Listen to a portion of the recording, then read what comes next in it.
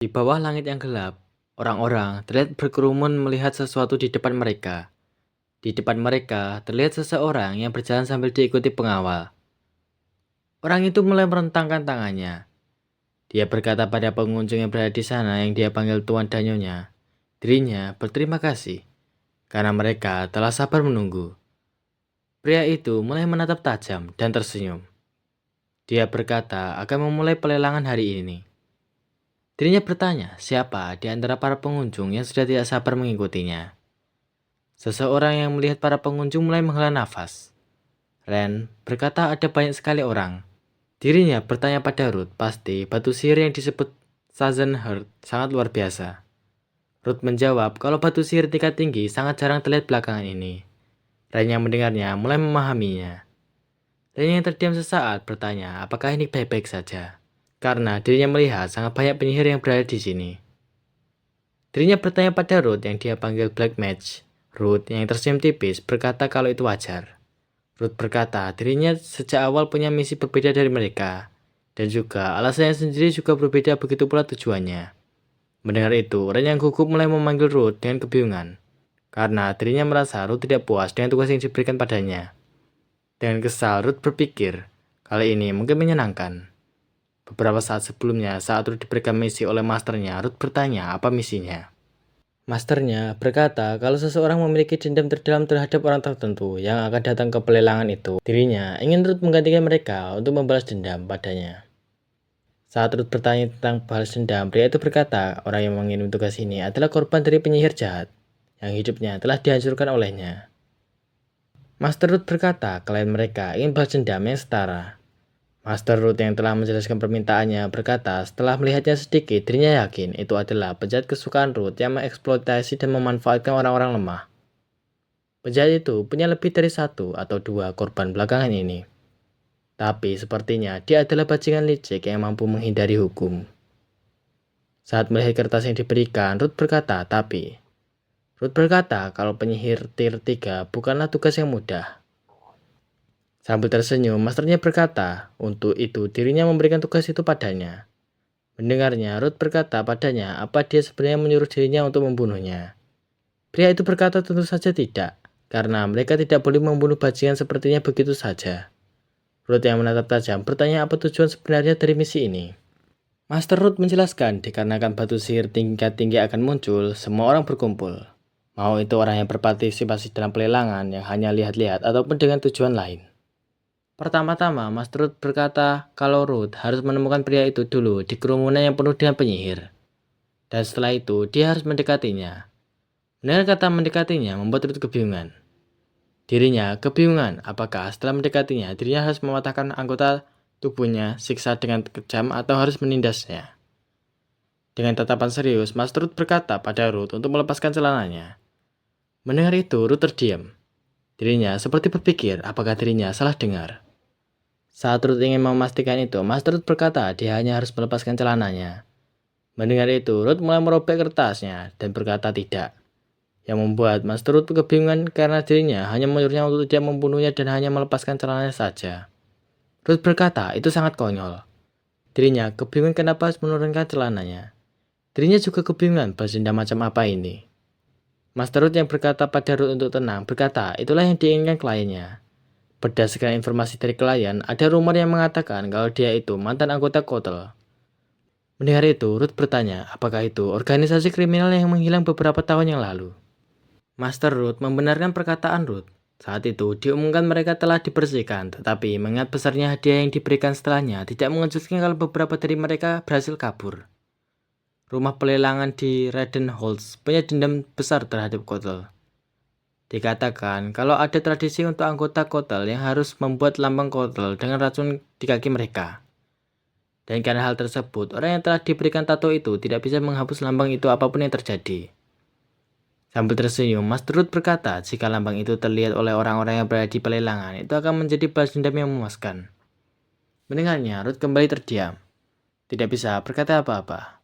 Ruth berkata kalau dia sebelumnya berkata rumor. Dirinya bertanya bagaimana jika tidak ada lambang setelah dirinya menurunkan celananya. Mendengarnya, Master Ruth berkata kalau itu terjadi, itu tetap dihitung balas dendam. Karena celananya turun di depan publik. dan itu pasti sangat memalukan.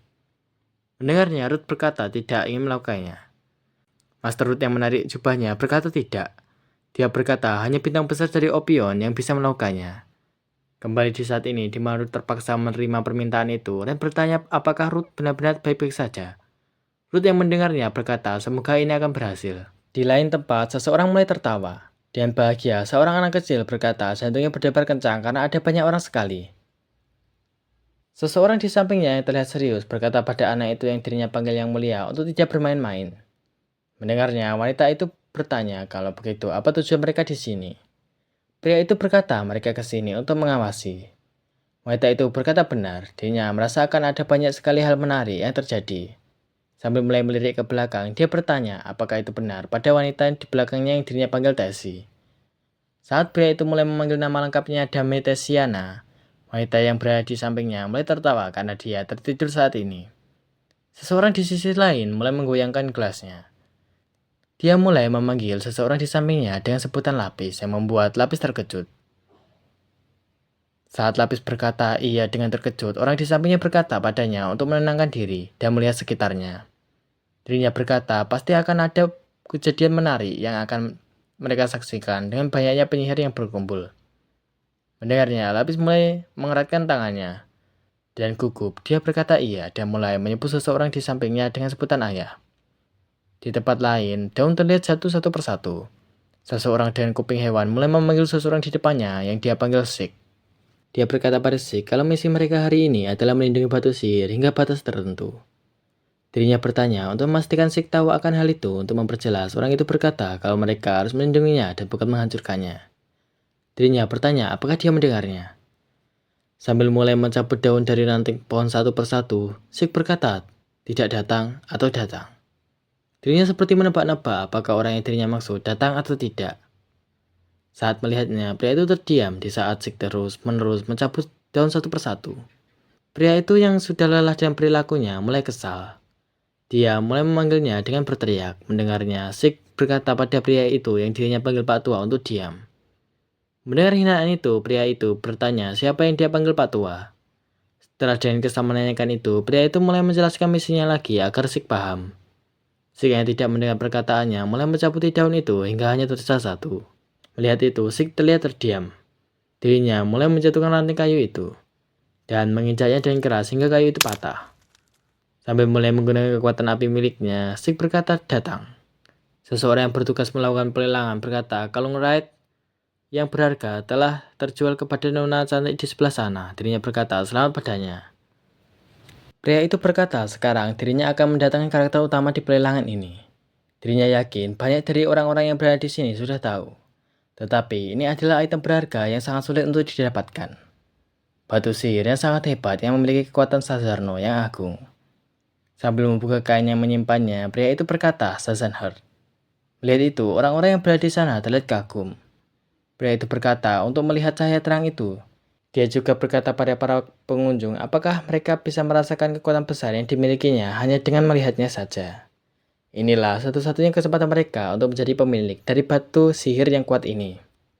Saat pria itu sedang menjelaskan dan bertanya pada Ruth apakah dia telah menemukan targetnya. Ruth menjawab dirinya tidak menemukannya karena tidak bisa melihat dengan baik. Mendengarnya, Ren mulai merasa gugup saat memanggil namanya. Ruth berkata itu sungguhan karena energi semua orang tercampur.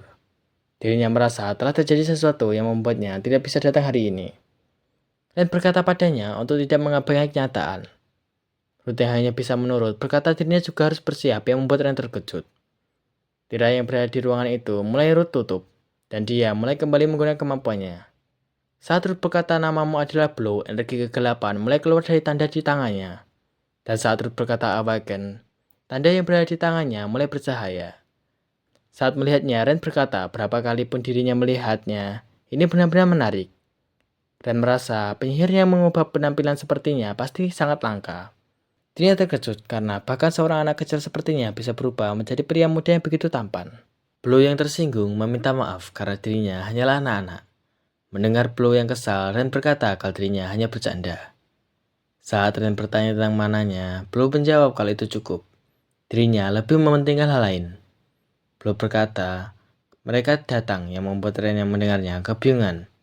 Sesaat setelah Blue mengatakan itu, ledakan mulai terjadi. Seseorang mulai tertawa dengan kencang, yang bahkan membuat para prajurit ragu untuk maju. Mereka ragu karena orang yang sebelumnya melakukan lelang disandra oleh seseorang yang menyuruh mereka semua untuk minggir. Pria berambut kuning dan pria besar di sampingnya terlihat berada di dekat permata itu. Saat pria berambut kuning menggunakan sandra sebagai ancaman, dia berkata Magic Stone ini milik mereka. Saat melihatnya dan bertanya-tanya siapa mereka.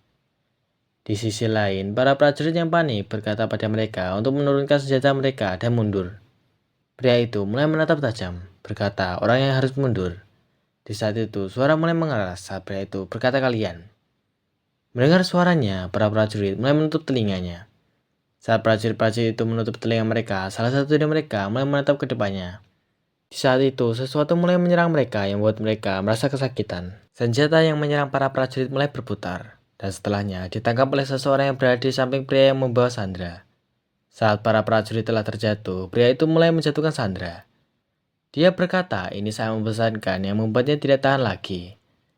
Saat pria itu mengatakan itu, orang yang sebelumnya dia sandra terlihat bergetar kesakitan. Sesaat setelahnya, pria itu berkata dirinya akan mengambil Magic Stone-nya dulu.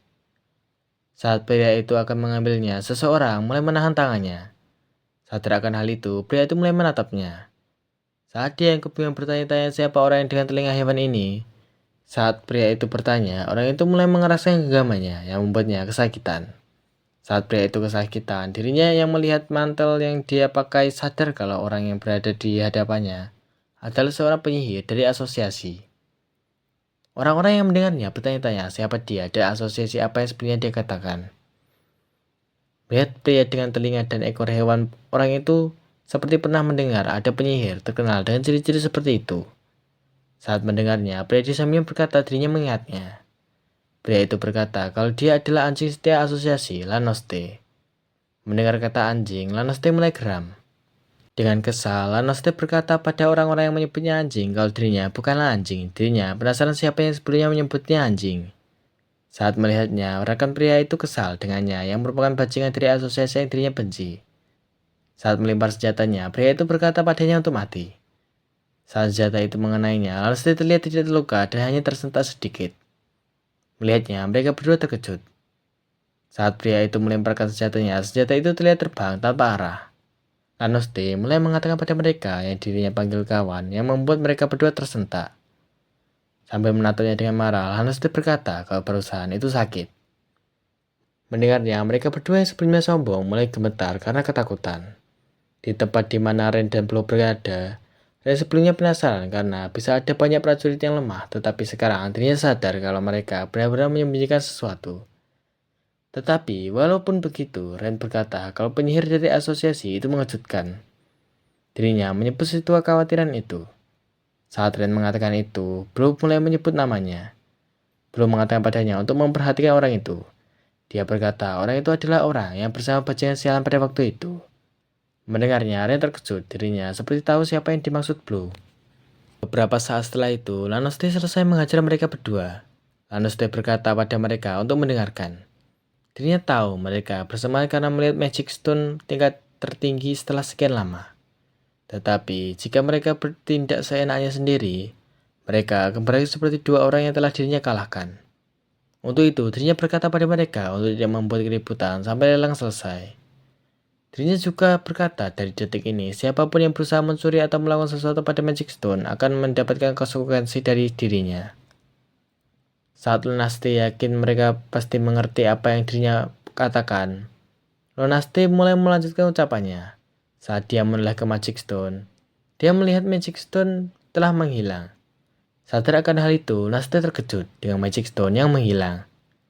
Di saat itu, pria yang berada di sampingnya mulai menunjuk Magic Stone yang berada di sik yang membuat Lunaste terkejut. Saat melihat Magic Stone berada di tangannya, Lunaste bertanya padanya yang dia panggil bocah si Cumon, apa yang dia coba lakukan. Sage berkata dirinya bisa merasakannya, benar-benar bisa merasakan dia berada di sini. Mendengar itu, Lunaste kebingungan dengan apa yang dia maksud. Sage berteriak menyebut nama Blackie. Dirinya yakin kalau inilah caranya. Dirinya berkata pada orang yang dirinya maksud untuk mengambil dirinya jika dia benar-benar menginginkannya. Sage yang tersenyum berkata, jika dia benar-benar tidak menginginkannya, dirinya lah yang akan memakannya. Orang-orang yang berada di sana kebingungan. Mereka kebingungan dengan siapa itu Blackie, si Cumon dari asosiasi, dan apa yang terjadi dengan Magic Stone-nya. Mendengarnya, Ren tersenyum. Dia mulai bertanya pada Blue. Ren bertanya apakah Blackie yang dia maksud adalah dirinya. Ren berkata situasinya rumit. Dirinya yakin dari tindakannya tidak mungkin situasi terselesaikan dengan hanya berbicara. Dirinya yang melihat situasi ini berkata kalau lebih baik mereka pulang saja. Blue menjawab tidak.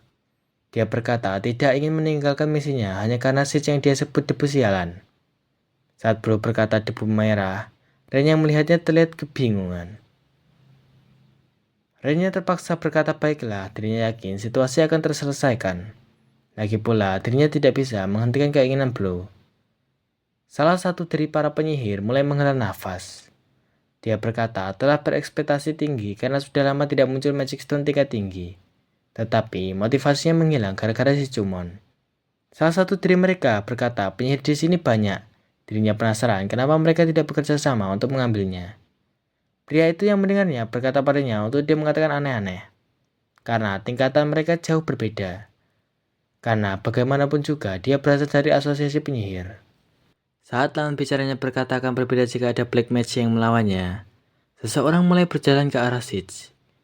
Di saat itu, pria yang menjadi lawan bicaranya penasaran siapa orang gila yang mau melawan si Cumon. Salah satu dari seseorang mulai berjalan ke arah Sage, mereka berdua terkejut. Sage yang memegang Magic Stone terlihat terdiam. Sage mulai tersenyum berkata itu benar. Sage berkata tidak mungkin dia takut. Dirinya penasaran apakah Blackie ingin main sembunyi-sembunyian. Lonasti yang marah berkata pada Sage untuk cukup main-mainnya dan cepat turun. Mendengarnya, Sage yang menyebutnya tua bangka berkata padanya untuk pergi saja, karena dia hanya menjadi penghalang. Mendengarnya, membuat Lonasti semakin kesal. Dia berkata, apakah Sage ingin merasakan neraka? Saat mereka sedang berdebat, mereka berdua mulai merasakan kemampuan es berada di sekitar mereka. Es mulai meratakan sesuatu, dan itu adalah patungnya diinjak oleh Sage. Saat melihatnya, Lonasti bertanya, sekarang apa lagi? Saat Lonasti mengatakan itu, es patung itu mulai terjatuh dengan kencang. Dan pecahan patung itu mulai menyebar di mana-mana. Dari kabut debu, siluet seseorang mulai terlihat. Dia adalah Tesi, yang membuat orang-orang yang berada di sana terkejut. Lonasti yang melihatnya bertanya apakah dia yang telah melakukan ini. Tesi berkata dirinya datang untuk mengikuti lelang secara adil. Dirinya juga berkata kalau dirinya bahkan membawa 1 perak. Mendengarnya, Lonasti kebingungan karena dia pikir 1 perak di sini bisa membeli apa. Di saat itu, Tesi mulai menatap tajam berkata tapi. Dia berkata kalau orang itu mengacaukan lelangnya. Dan orang yang dia maksud adalah Sage. Sage berkata salah karena dialah yang telah mengacaukannya.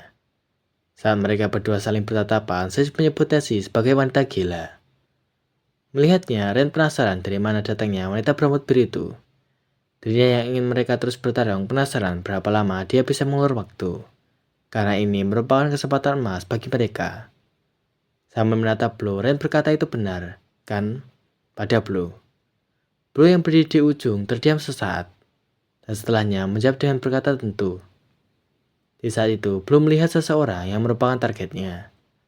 Saat melihat orang tersebut yang berbicara dengan seorang wanita, Blue yang tersenyum canggung berkata dia sudah ditemukan. Terima kasih sudah menonton dan sampai jumpa di video selanjutnya.